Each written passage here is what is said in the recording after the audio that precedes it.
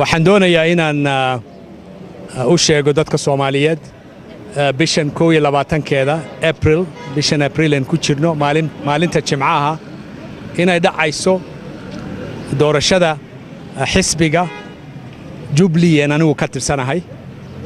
goobaha codka laga ridanayana ay yihiin xaafadaha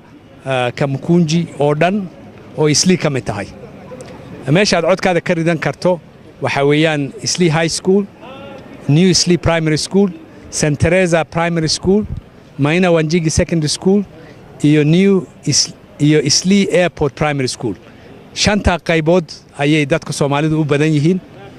Anigu waxaan u sharaxanahay musharaxa xisbiga Jubilee ee baarlamaanka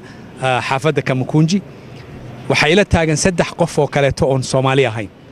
Marka walaaladayda Soomaaliyeed waxaan in leeyahay soo baxa nin idinka tirsan oo Soomaaliyeed codkiina u rita maalintaasna garab baan idinka rabaa inaad ii hilisaan oo soo baxdaan sida anigu aan idinku dagaalamayay Soomaalinimadaan idinku dagaalamayay hantideena aanu ilaalinayay midnimadeena aanu dagaalamayay ayaan aniguna maanta idinka codsanayaa doorashadaas inaad ii soo baxdaan oo aad garab isiisaan si la xadlana aad u soo baxdaan waliba doorashadan tartankeeda aad iyo aad buu kulul yahay 3 nin ee ila tartamaysa waa dad tiro badan bay ka dhasheen dad fara badan baa u soo baxaya marka idinkuna waa inaad muujisaan midnimadiina iyo xooggiina oo aad subaxda horeba inta markaad masaajid ka soo baxdaan salaada subaxnimo aad toos u gashaan meelaha codka laga ridanayo maalintaasna ganacsatada Soomaaliyeed ee Islii dukaamada way xirayaan wax dukaamo oo la furaya ma jiro ilaa laga soo baxayo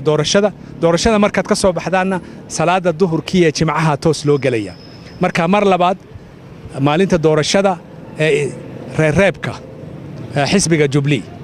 waa 22ka April oo maalin Jimca ah subaxnimadii hore Yuusuf Xasan weeyaan qofka aad u codeynaysan xildhibaankiina joogtada ah 3 kale qof oo aan Soomaali ahayn baa ila taagan kursigan ma ina daafacdaan Yuusuf Xasan iskama leh idinkoo dhan baa leh u soo baxa codkiina u rita soo rita haddana mar kalena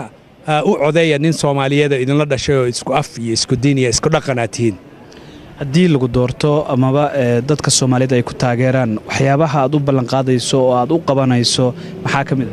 ah anigu marka ugu horeysa horumar badan baan halkan ka sameeyay waxaa ka mid ah jidadka xaafaddu aad u burbursanaa jidadka ugu waaweyn dhiiqa iyo hogag baa ka buuxay gaari gacmeed baa lagu gudbi jiray maanta waa jidad waaweyn oo fiican nalka xaafadda meel kasta way shidan tahay dugsiyada dhowr dugsi baan dhisay oo sare dugsiga farsamada gacantaan dhisay waxaa kale toon sameeyay xarunta